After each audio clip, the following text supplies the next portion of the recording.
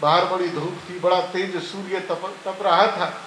बैलगाड़ी के नीचे चला तो छाया मिली, शीतलता मिली, आनंद का अनुभव होने लगा। अब चलते चलते उस कुत्ते के मन में भाव क्या आया, ये बैलगाड़ी मैं चल रहा हूं तो इसलिए चल रही है, मैं इस बैलगाड़ी को लेकर चल रहा हूं। अगर मैं रुक जाऊं तो ये बैलगाड़ी हिल नहीं सकेगी, यहीं रुक जाएगी। चलो देखते हैं। और वो रुक गया। अब वो तो रुक गया, बैलगाड़ी तो कोई और ही चलाने वाला था। बैलगाड़ी तो चली गई, ये रह गया। और परिणाम क्या है, बैलगाड़ी के नीचे अच्छी खासी छाया थी, अब फिर धूप में तप रहा है। जो ये विचार करता है कि ये संसार का कारक मैं हूं, मेरे कारण संसार चल रहा है, उसकी अवस्था ऐसी होती। और जो इस सत्य और यथार्थ में जीवित रहता है, मैं नहीं, आदि अनादि का लाखों करोड़ों वर्षों से, अरबों वर्षों से संसार चल रहा है, चलता रहेगा, मैं कौन होता हूं चलाने। इस संदर्भ में एक कथा हमने कई बार सुनाई है, मुझे स्मरण हो रहा है तो फिर सुना देता हूं। थोड़ा थोड़ा मत हो, आगे बढ़ाओ। हाँ। हरे राम राम राम सीता राम राम राम, हरे राम राम राम सीता राम राम राम, हरे राम राम राम सीता राम राम राम। हरे राम राम राम सीता राम राम राम, हरे राम राम राम सीता राम राम राम। हरे राम राम राम सीता राम राम राम, हरे राम राम राम सीता राम राम राम। हरे राम राम राम सीता राम राम राम, हरे राम राम राम सीता राम राम राम। हरे राम राम राम सीता राम राम राम, हरे राम राम राम सीता राम राम राम, हरे राम राम राम सीता राम राम राम, सीता राम राम राम सीता राम राम राम। सीता राम राम राम सीता राम राम राम, सीता राम सीता राम राम राम, हरे राम राम राम सीता राम राम। बोलिए राघवेंद्र सरकार की।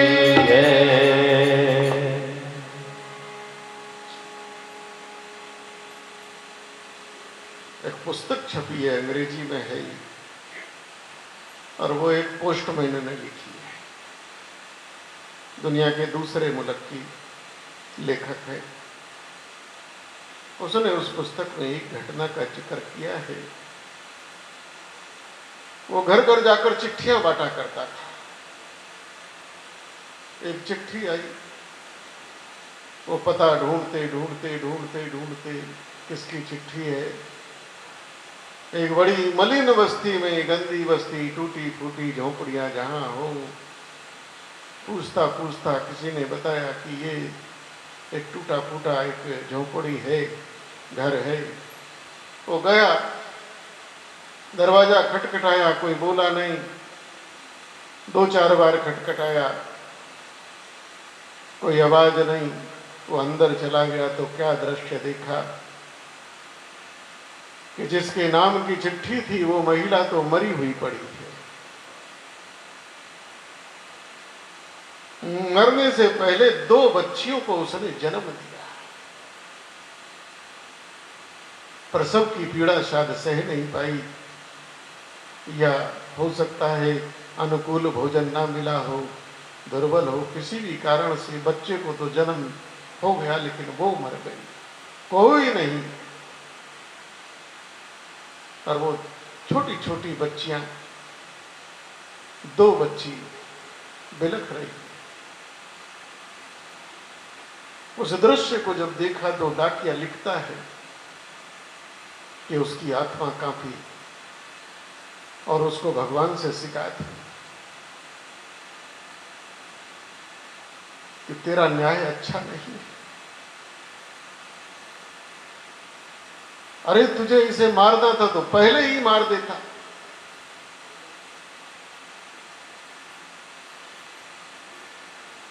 इन बच्चियों को जन्म न देता, इन्हें कौन पालेगा, कौन रखेगा, ये कैसे जिंदा रहेंगी, ये कौन है इसका? ये भूख प्यास से बिलख बिलख के मर जाएंगी बेचारी। या 2-4 महीने रुक जाता, कम से कम ये दूध पिलाकर बच्चियों को इसे लायक तो कर देती। तेरा न्याय ठीक नहीं है। नास्तिक हो गया, भगवान से विश्वास उठ गया, उसकी आस्था उठ गई, और लौट आया, विरोधी हो गया, विद्रोह ने जन्म ले लिया। समय बीत गया, लंबा काल बीत गया, उसका भी रिटायरमेंट आ गया, वो डाकिया से पोस्ट मास्टर बन गया। एक दिन डाक खाने में बैठा था, एक बहुत बड़ी गाड़ी आई, बड़ी महंगी गाड़ी। उसमें से एक भद्र महिला उतरी। इसने पहचान लिया, ये शहर का सबसे धनाढ्य महिला है, खानदानी महिला है, सबसे धनाढ्य महिला है। उसके साथ 2 छोटी छोटी बच्चियां, 2 बच्चियां हैं, बेटियां हैं, वो आई हैं। हंसती खेलती पल्लवित 2 जवान बेटियों के साथ ये आई है और डाकिए को चिट्ठियां दी है। ये चिट्ठियां पोस्ट करनी है पोस्टमार्टम को, मास्टर को। वो चिट्ठियां पोस्ट करने लगा, लिखने लगा रजिस्ट्री। उसने जब चिट्ठी को देखा तो क्या देखा कि वो जो चिट्ठियां थी वो विवाह की, शादी की चिट्ठियां थी। एक साथ 2 बेटियों का विवाह हो रहा है। अरे वो चौंका, ये किसकी बेटी है? इनकी है, लेकिन नीचे नाम देखता है तो उनका नाम नहीं है, उस महिला का नाम नहीं है। उसे पहचानता था, उस महिला की जगह, मां की जगह किसी और का नाम लिखा है। वो चौंका, कहने लगा, बहन जी ये किसकी बेटियां हैं? इन्हीं की शादी का कार्ड है। बोले हाँ इन्हीं की शादी का है। बोले किसकी बेटियां हैं? इसमें आपका नाम तो नहीं, कोई और है? ये आपकी नहीं है क्या? मैं तो आपकी समझा था। बोले नहीं नहीं, ये पाला मैंने है, मेरी ही है, पर इनको जन्म देने वाली मैं नहीं। बोले जन्म देने वाला कौन है? बोले जो लिखा है। बोले कौन था? बोले हमारे घर में चौका बर्तन करने वाली एक महिला है, बेचारी बड़ी गरीब थी, हमने रखा हुआ था। देव योग से उसने इसको जन्म दिया और जन्म देते ही मर गई।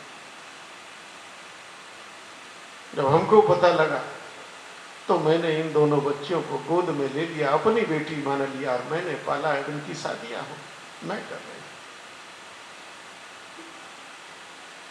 उस डाकिए के नेत्र फट गए। उसको वो 20 साल पुरानी घटना ध्यान में आ गई। बोले आहो, मैं क्या समझता था, लेकिन तेरी लीला तू ही जानता है। अरे इसकी असली मां जिंदा होती तो क्या होता? ये ज्यादा से ज्यादा किसी दूसरे घरों में चौका बर्तन कर रही हो।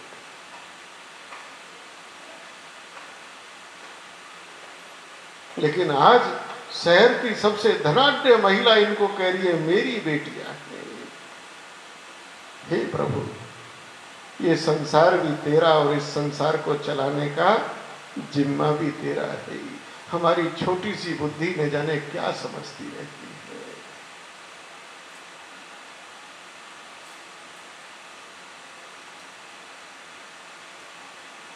अयोध्या का जो आनंद है, एक समय ये था, सोच रहे थे कैसे होगा,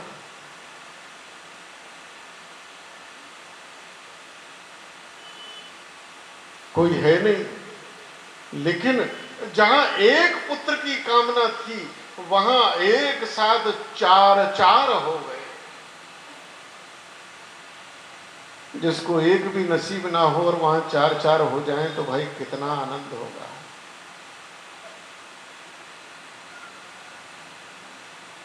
और उन चारों के साथ चार और आ जाएं, है? घर की शोभा है, घर की लक्ष्मी है। अयोध्या का आनंद तो 4 गुना और ज्यादा हो गया, क्योंकि अभी तक तो प्रभु थे, अब तो प्रभु की स्त्री भी आ गई। अब तो लक्ष्मी जी साक्षात सीता जी का स्वरूप धारण करके आ गई हैं। 4 रूपों में अगर परमात्मा पधारे तो परमात्मा की स्त्री ने भी 4 रूप धारण करके, गोस्वामी जी ने लिखा कि जब ते राम ब्याही घर आए, नित नव मंगल मूल सब बंधाए। भुवन 4 भूधर भारी, सुकृत मेघ बरसहि सुखदाई। अब तो आनंद की सुखों की बरसात हो रही है। जब तेरा ब्याही घर आए, जब तेरा ब्याही घर आए, जब तेरा ब्याही घर आए, जब तेरा ब्याही घर आए, नित नव मंगल भोज बधाए, नित नव मंगल भोज बधाए। मंगल भवन अमंगल हारी, मंगल भवन अमंगल हारी, प्रभु दशरथ अजीर बिहारी, प्रभु दशरथ अजीर बिहारी। जब तेरा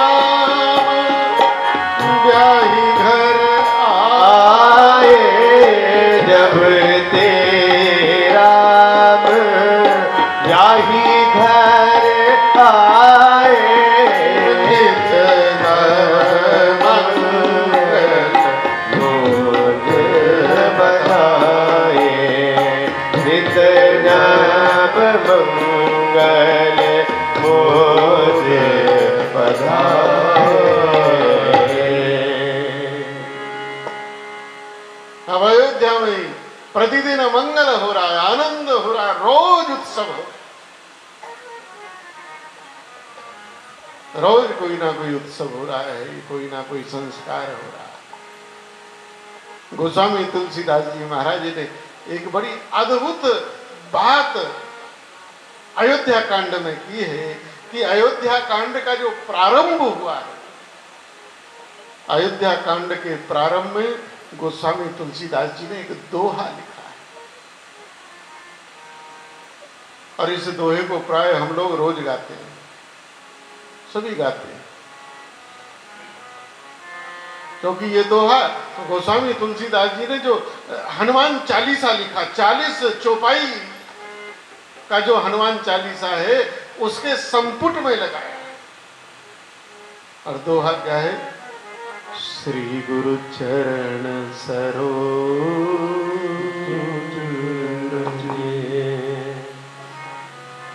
निज मनु मुकुर सुधारी बरनहु रघुवर विमल जसे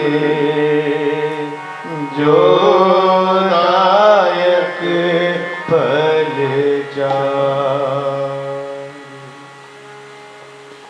अयोध्या कांड से पहला जो कांड है उस कांड का नाम है बालकांड। क्या है? बालकांड। बालकांड यानी ब्रह्मचर्य आश्रम। 4 आश्रम है ना, ब्रह्मचर्य, गृहस्थ, वानप्रस्थ। और आपको जितना विद्या ग्रहण करनी है, जो सीखना है, वो ब्रह्मचर्य अवस्था में आप सीख सकते हैं। प्राय लगभग 25 वर्ष तक की अवस्था ये ब्रह्मचर्य काल है।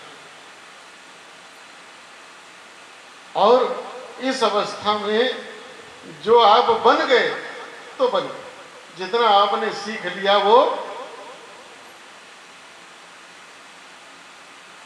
इसके बाद सीखने की क्षमता व्यक्ति की लगभग कम हो जाती है, घट जाती है, समाप्त हो जाती है। अब देखो, आप अपने को बड़ा बुद्धिमान कहते हो, लेकिन जब आप पैदा हुए थे तब मोबाइल नहीं था। हाँ? अब आप मोबाइल में एक एक अक्षर ढूंढते हो, जबकि कहते हो हम बड़े हैं, हम बड़े दिमाग वाले हैं। लेकिन छोटा बच्चा, उसे ढूंढने पड़ते हैं, क्योंकि उसकी सीखने की जो बुद्धि है, वो सीखने की बुद्धि उसकी तीव्र है। 25 साल के बाद, बल्कि 20 साल के बाद वो सने समाप्त होती जाती है। जो सीखना है, जो बनना है, जो पढ़ना है, जो लिखना है, वो आप इस अवस्था तक सीख लो। ये ब्रह्मचर्य है, आश्रम है। और जब ये पूरा हो जाए तो कहा गया है कि बिना आश्रम रहना नहीं चाहिए। आश्रम व्यवस्था, आश्रम ये नहीं कि इस तरह का, जो आश्रम व्यवस्था है, ब्रह्मचर्य के बाद गृहस्थ आश्रम है, वानप्रस्थ है, संन्यास। आप स्वतंत्र हो ब्रह्मचर्य के बाद किसी भी आश्रम में जाने के। आप सीधे सीधे संन्यास में जाना चाहें, संन्यास चले जाएं, लेकिन फिर वापस नहीं हो सको। इसलिए सोच समझ के जाना।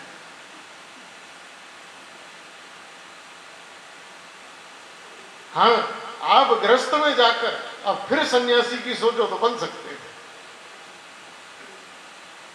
ब्रह्मचर्य पूरा हो उसके बाद ये शास्त्र कहता है कि किसी ना किसी आश्रम को तत्काल आप स्वीकार करें।